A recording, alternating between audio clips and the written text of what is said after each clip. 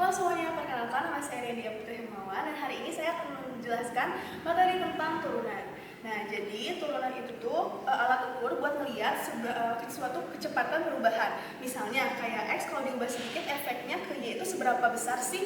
Nah, untuk turunan itu dibagi menjadi dua. Yang pertama ada turunan biasa dan ada turunan parsial. Langsung aja kita ke contoh soal. Oke, jadi di sini untuk turunan biasa kita udah punya fungsinya yaitu Y sama dengan 1/3 X pangkat 3 dikurang 25X ditambah 6X pangkat min 2. Nah, di sini kita langsung aja pertama cari buat turunan pertamanya. Langsung ditulis dY per dx. Nah, kalau ngerjain turunan itu kita harus ingat sama aturan pangkat yang dimana pangkatnya itu kita kalikan ke depan, lalu pangkat aslinya kita kurangkan 1. Nah, berarti di sini 3 dikali 1 dibagi 3 hasilnya berarti 1. Karena hasilnya 1, jadi kita nggak usah ditulis aja di sini 1, jadi langsung aja X. Terus buat pangkatnya kita kurang 1, jadinya 3 dikurang 1 jadi 2. Terus selanjutnya jadi kita punya 25X, karena X itu turunin jadi sisa 25. Lanjut di sini ada 6X pangkat min 2, karena min 2 kalau misalnya dikalikan dengan positif, hasilnya kan pasti jadi negatif. Jadi di sini kita 2 dikali 6 itu hasilnya min 12X, karena pangkatnya dari min 2 dikurang 1 hasilnya jadi min 3. Jadi ini untuk turunan pertamanya. Lanjut kita ke turunan keduanya. Dari si turunan pertama ini, berarti 2 dikali 1 hasilnya 2X, pangkatnya nggak usah ditulis. Terus karena ini 25 nya udah nggak ada X nya, jadi bisa kita hapus saja. Langsung kita ke sebelah sini, karena ini min tambah dikali min, hasilnya berarti jadinya plus. Di sini hasilnya tuh 3, berarti plus, kan min 3 dikali min 12 hasilnya plus 36 X. Buat pangkatnya min 3 dikurang 1 jadi min 4. Oke, selanjutnya kita lanjut ke turunan parsial. Di sini kita udah ada fungsinya itu Z sama dengan 3X pangkat 2 Y pangkat 4 dikurang 5X pangkat 3 ditambah 2Y pangkat 5. Nah, di sini karena dia ada banyak, kita mulai dari yang turunan terhadap X terlebih dahulu. Di sini kita tulis aja do Z per do X. Nah, di sini kan kita bisa lihat kalau di sini ada setiganya itu ada dua apa namanya? Kuadrat. Enggak, dua ini. Dua sini. Ya ada dua. Belum.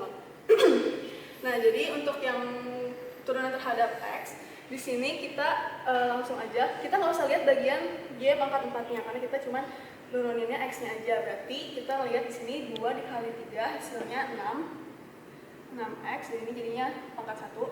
Terus buat Y-nya tapi tetap kita tulis, jadinya 6XY pangkat 4. Tinggal kita apa-apain. Terus lanjut ke sini, berarti 5 dikali 3 hasilnya jadi 15X pangkat 2. Jadi ini buat turunan pertama X-nya. Lanjut turunan terhadap Y-nya. Kita lihat lagi di bagian sini. Tapi kita turuninnya sekarang dari pangkat yang Y-nya, kita X-nya nggak usah dilihat. Nah, berarti 3 dikali 4 hasilnya 12. X-nya tetap ditulis, tapi nggak usah kita apa-apain. Berarti ini 3. Terus lanjut, ini nggak usah karena kita kan terhadap Y. Dari sini berarti 2 dikali 5 jadinya ditambah 10 Y4 pangkat 4. Lalu lanjut, nah ini yang gabungannya. Di sini kita bakalan pakai di mana ada X sama ada Y juga. Nah, berarti yang ada X dan ada Y itu kan berarti cuma yang ini aja. 3X pangkat 2, Y pangkat 4. Nah, dari situ langsung aja si 3-nya itu dikali ke pangkat 2 sama pangkat 4. Jadi dikali ke semuanya. Nah, 3 dikali 2 dikali 4 itu hasilnya 24X. 24X. Wait. Nah, ini kan udah kita turunin yang ini karena kita kaliin dua-duanya, jadi 3 dikali 2 dikali 4. Berarti pertama kita ini pokoknya total 3 dikali 2 dikali 4 itu hasilnya 24. Terus buat X-nya karena kita tadi udah kaliin ke depan, berarti sisa X aja. Sama buat Y-nya kita kurangin 1 jadi 3. Sekian pemaparan saya tentang turunan, semoga bermanfaat. Perkenalkan, nama saya Kadek Tanto Merinaldi Utama. Sekarang sekarang saya akan menjelaskan elasticity of demand. Nah, apa sih elasticity of demand atau elastisitas permintaan? Nah, jadi tujuan dari elasticity of demand ini itu untuk mengukur seberapa sensitif konsumen dalam mengubah jumlah pembelian barang dalam kurung Q ketika harga tersebut naik atau turun. Nah, begitu. Lalu, adapun di sini syarat-syaratnya, ketika elastisitas permintaan ini lebih dari 1, maka itu dia bisa dikatakan itu barang yang elastis. Nah, apa sih itu barang yang elastis? Jadi barang yang elastis itu ketika ada perubahan harga sedikit saja membuat jumlah permintaannya itu berjumlah banyak gitu. Berubah banyak gitu. Contohnya itu misalkan barang mewah gitu. Lalu di saat elastisitas permintaannya itu kurang dari 1, maka itu bisa disebut dengan barang yang inelastis. Nah, barang yang inelastis itu konsumen itu nggak terlalu peduli sama harganya. Walaupun harga naik, harga turun, barang itu bakal tetap dibeli. Misalkan contohnya itu beras, minyak gitu, karena itu merupakan kebutuhan. Nah, lalu di sini di saat elastisitas permintaannya itu sama dengan 1, itu tuh artinya itu barang unitary. Nah, barang unitary itu walaupun perubahan harganya itu berbanding lurus secara proporsional dengan perubahan permintaan gitu. Nah, itu merupakan penjelasan singkat dari elasticity of demand. Nah, oke, sekarang saya akan menjawab contoh soal yang sudah saya tulis di papan. Nah, jadi di sini sudah diberikan fungsi Q sama dengan min 2P kuadrat plus 100. Nah, dengan di sini ada dua pertanyaan. Yang pertama membuat fungsi elastisitasnya. Lalu yang kedua, berapakah elastisitasnya saat harganya itu 5 atau P-nya itu 5. Oke, langsung saja kita jawab soal yang nomor A dulu. A. Berapa fungsi elastisitasnya? Kita tahu bahwa rumus dari fungsi elastisitas itu adalah diferensial Q per diferensial P. Ini artinya fungsi Q diturunkan terhadap P itu. Q itu diturunkan terhadap P gitu. Nah, di sini dikali P per Q gitu. Lalu di sini kita cari dulu turunan dari fungsi Q terhadap P-nya. Ini kita cari dulu. Ini fungsi Q-nya kan min 2P kuadrat plus 100. Nah, ini kita turunkan menjadi 2 dikali min 2P. Nah, 100-nya itu hilang gitu. Terus ini kita operasikan menjadi min 4P. Min 4P merupakan dQ per dV. Nah, lalu ini tinggal kita masukkan ke rumus elastisitasnya. Yaitu tadi dQ per dV-nya itu sudah kita dapatkan 4 min 4P. Lalu P-nya itu tadi karena ini kita mencari fungsi, kita belum mensubstitusi harganya gitu. Nah, lalu di sini P, lalu di bawahnya itu fungsi Q yang di awal, min 2P kuadrat plus 100. Nah, ini sama dengan ini kita operasikan menjadi min 4P kuadrat, ini dikali ini menjadi 4P kuadrat per min 2P kuadrat plus 100. Nah, untuk lebih simpelnya ini bisa kita sederhanakan, sama-sama kita bagi 2 semuanya. Ini kita bagi 2, ini menjadi 2P kuadrat min 2P kuadrat. Tapi ini bisa kita langsung ubah, kita bisa langsung kalikan dengan min juga supaya biar lebih gampang. 2P kuadrat plus P kuadrat min 50. Nah, jadi ini merupakan fungsi dari elastisitas tersebut gitu. Nah, selanjutnya kita akan membahas. Nah, sekarang kita mencari elastisitas permintaannya saat harganya itu 5. Kita tadi udah dapat di sini fungsi dari elastisitasnya, kita dapat segini, 2P kuadrat per P kuadrat min 50. Ini tinggal kita substitusi dengan 5. P-nya sama dengan 5. Oke. P sama dengan 5.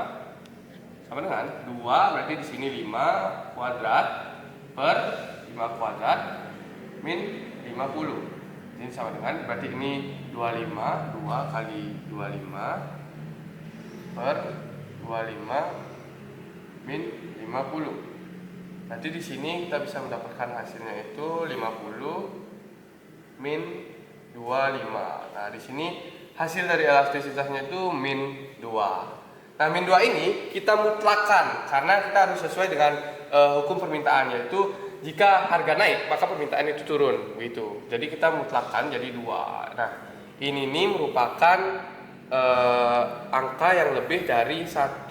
Artinya dia ini merupakan barang yang elastis.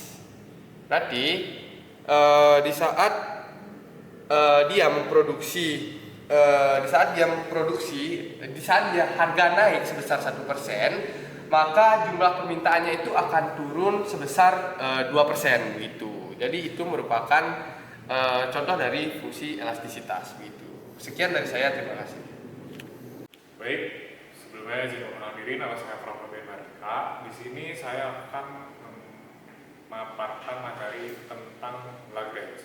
Nah, di sini kita coba kasih perumpamaan. Misal teman-teman mempunyai suatu perusahaan ingin hasil yang maksimal, maksudnya dengan keuntungan yang sangat maksimal, tetapi ada keadaan tertentu gitu, jadi penghambat. Contohnya sumber daya yang terbatas.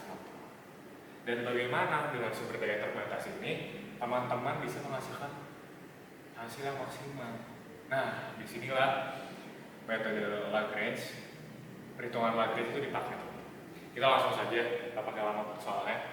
Di sini kita ada soal Q sama dengan 45A pangkat 0,5 B pangkat 0,5, dan A-nya ada 45, B-nya 90, dan C-nya ada 2700. Baik, yang pertama akan kita lakukan adalah bentuk fungsi Lagrange dulu teman-teman. Kurang lebih seperti ini.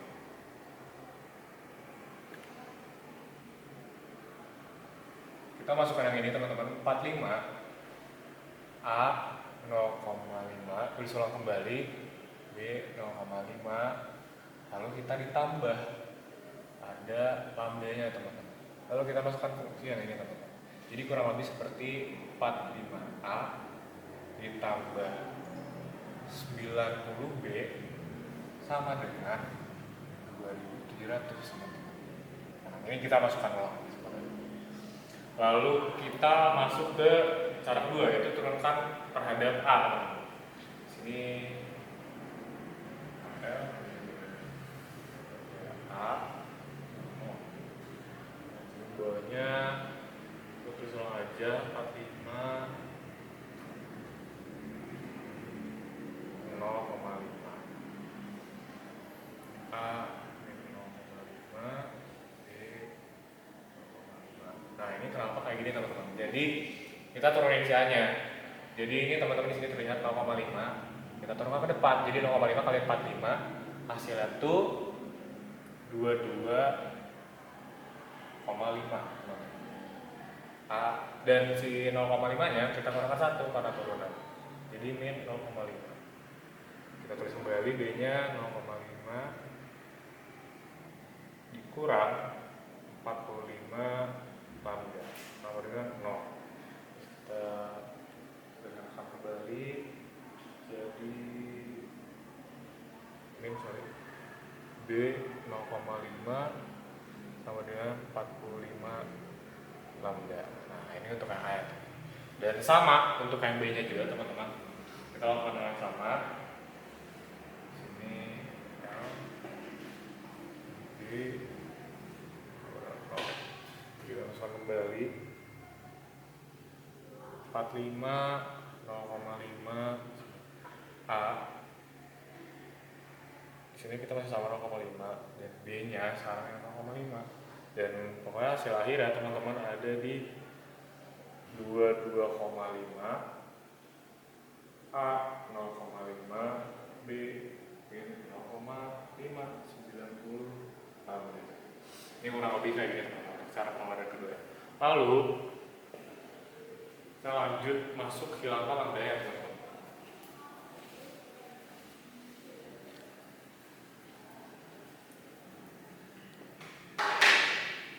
Kita tulis ulang kesamaan yang tadi teman-teman. 2,5 A min 0,5 B 0,5 sama dengan 45. Ini kita pakai per 22,5. Ini persamaan yang tadi 0,5 B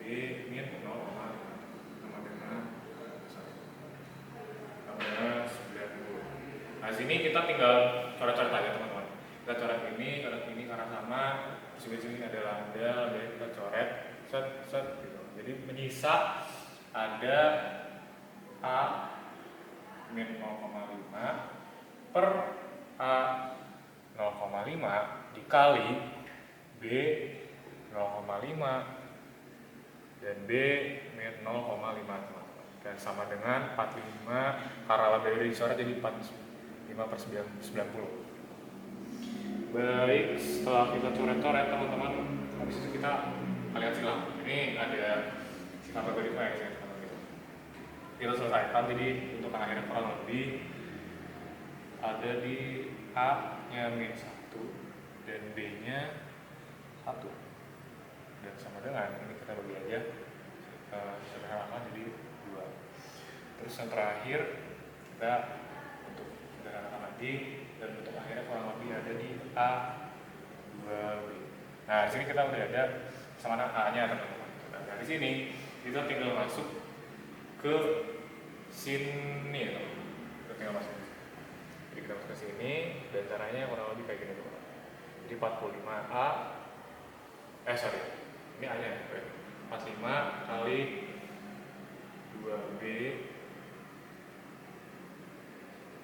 ditambah 90B sama dengan 2700. Kita selesaikan 45 kali 2B 90B teman-teman, tambah 90B lagi dengan 2700. Nah di sini karena pertambahan teman-teman jadinya tuh 90 tambah 90 yaitu 180B 2700 dan di sini kita bisa dapetin hasilnya B-nya itu adalah 15 teman-teman. Nah dari sini kita sudah dapat B-nya, kita masukkan lagi kembali ke A teman-teman sama A. Jadi kurang lebih kita buka dari sini A sama dengan 2 dikali 15 dan hasilnya adalah 30. Di sini kita sudah dapat dua nilai. Yang A-nya itu ada di angka 30 dan B-nya ada di angka 15 teman-teman ya. Dan terakhir ini kita tinggal hitung output optimumnya.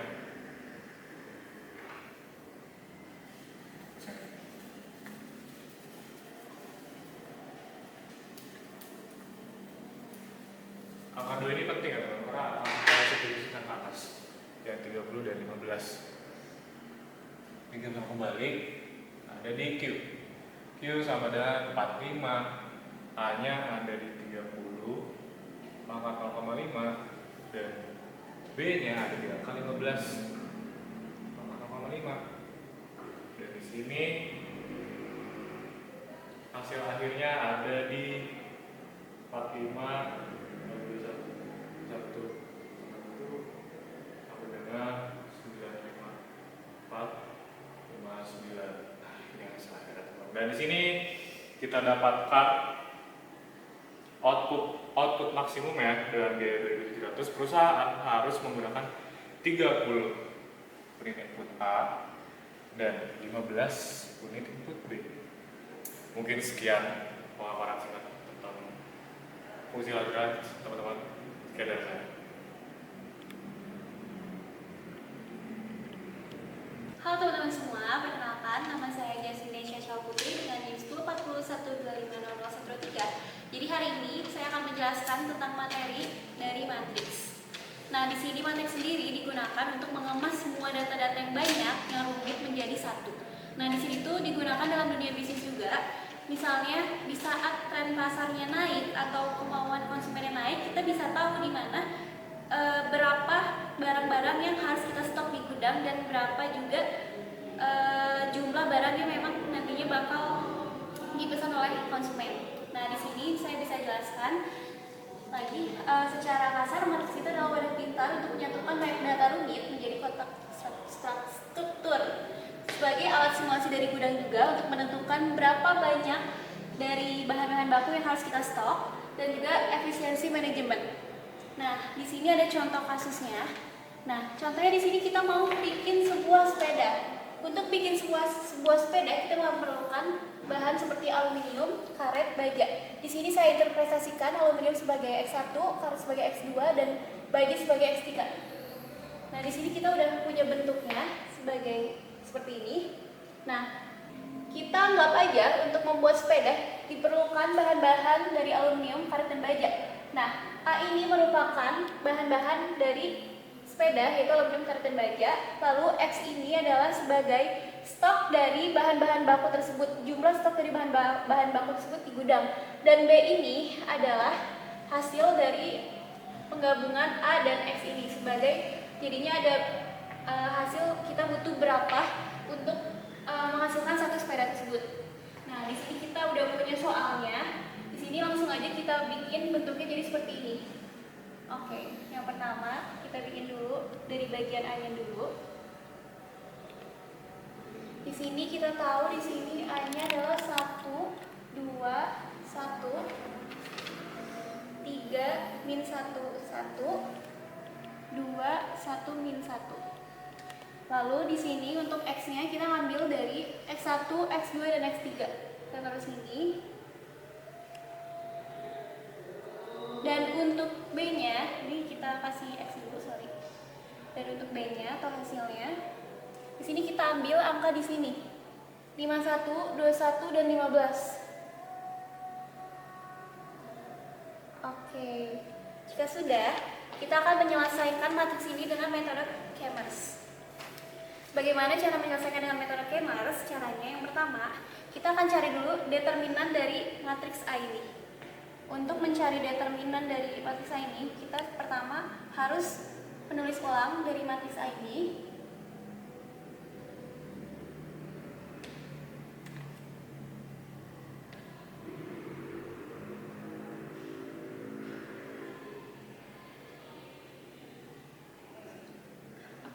Karena di sini ordonya 3 kali 3, jika kita mau bikin determinan 3 kali 3, kita harus menulis ulang dua kolom pertama di sebelah sini.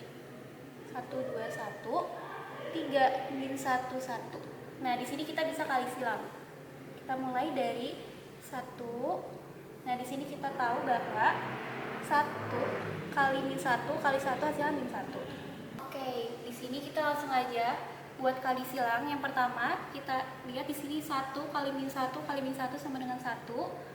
3 dikali 1 kali 1 sama dengan 3. Ini kita tambahin, kita jumlahin. Lalu sini 2 kali 2 kali 1 sama dengan 4. Jika dijumlahkan kita mendapatkan 8. Lalu kita kali silang sebaliknya. 1 dikali min 1 dikali 2 yaitu sama dengan min 2. 1 dikali 1 dikali 1 sama dengan 1. Dan 1 dikali 2 dikali 3 sama dengan min 6. Nah, di sini kita dapat angkanya yaitu 7. Kita dapat mengurangi dari 8 sampai 7 ini, berarti 8 dikurang min 7 sama dengan 15. Jadi kita tahu hasil dari matriks A itu adalah 15. Oke, kita lanjut untuk mencari dari berapa aluminium, karet, baja yang kita butuhkan untuk membuat sepeda. Artinya kita harus mencari X1, X2, dan X3. Kita sekarang cari langsung di sini. Oke, kita lihat di sini. Untuk pertama kita mencari X1. Nah, untuk X1 ini kita dapat menggunakan dari matriks A ini karena X1, jadi kolom pertama kita ubah dan kita ganti menjadi matriks B ini. Semisalnya yang awalnya 1, 2, 1, 3, min 1, 1, 2, 1, min 1. Nah, yang kolom awal ini akan kita ubah dengan kolom dari matriks B ini menjadi 51, 21, 15. Oke, di sini kita kali silang lagi. Oh ya, jangan lupa di sini kita masukin lagi baris kolom 1 dan yang kedua. 51, 21, 15, 3, min 1, 1. Lalu kita kali silang kembali seperti ini. Ini biasanya saya memang langsung aja biar nanti nggak perlu ngitung lagi. Nah, di sini dapat kita ketahui bahwa 15 dikali min 1 dikali 2 sama dengan, ini berapa sih? Bentar. 1. Nanti kata aja. Bentar kali. Oh ya, kembali. Oke, di sini dapat kita ketahui 51 dikali min 1 kali min 1 sama dengan 51. Lalu di sini kita dapat ketahui 3 kali 1 kali 15 sama dengan 45, dan 2 kali 1 sama dengan 2 kali 21. Oke. 2 kali 21 dikali 1 sama dengan 42. Kita jumlahkan menjadi 138. Lalu di sini kita kebalikan lagi, 15 dikali min 1 dikali 2 sama dengan min 30. Lalu di sini ada 1 kali 1 kali 51 sama dengan 51, ditambah min 1 dikali 21 dikali 3 itu sama dengan min 63. Dan dapat kita jumlahkan menjadi min 42. Dan dari kedua angka tersebut kita jumlahkan lagi atau kita kurang menjadi 180. 180 ini kita bagi lagi dengan hasil dari matriks A, yaitu 15. Nah, kita tahu bahwa X1 adalah 180 dibagi dengan 15, hasilnya 12. Yang artinya, untuk membuat sepeda kita memerlukan 12 buah aluminium. Oke, sekarang kita akan menghitung X2-nya, yaitu karet. Oke, kita tulis lagi. Yang pertama, 1, 2, 1. Karena ini X2,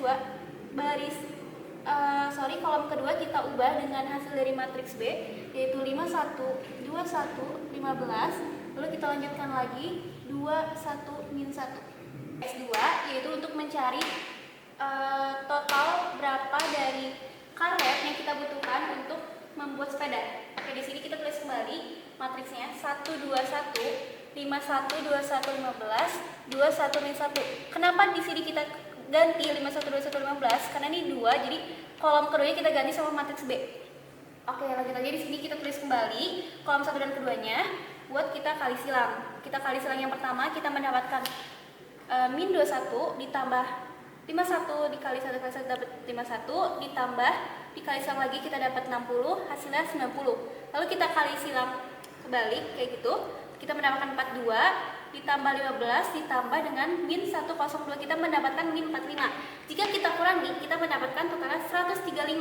135 ini kita bagi lagi dengan hasil dari matriks A, yaitu 15, dan kita mendapatkan 9, yang artinya kita membutuhkan 9 karet untuk membuat satu sepeda. Dan lanjut, kita akan mencari baja. Nah, baja di sini kita interpretasikan menjadi X3. Kita tulis kembali matriks A-nya, yaitu 1, 2, 1. 3 min 1, 1, lalu ini matriks B yang diganti 51, 21, 15. Lalu kita tulis ulang kembali 1 kolom pertama dan kolom kedua. Lalu kita kali silang kembali, yang pertama kita mendapatkan min 15, 1 kali min 1 kali 15, ditambah 63, ditambah 102, kita mendapatkan hasil 150. Lalu kita kali silang kembali sesuai urutan dari bawah ke atas, kita mendapatkan min 51 ditambah 21 ditambah 90, kita mendapatkan hasilnya 60. Nah, dari 150 sama 60 ini akan kita kurang dan kita mendapatkan hasil 90. 90 ini kita bagi lagi dengan 15, yaitu hasil dari matriks A tadi, dan kita mendapatkan hasilnya 6. 6 ini adalah total dari baja yang kita butuhkan untuk membuat satu sepeda. Jadi kesimpulannya adalah, untuk membuat satu sepeda, kita membutuhkan aluminium sebanyak 12, karet sebanyak 9, dan baja sebanyak 6.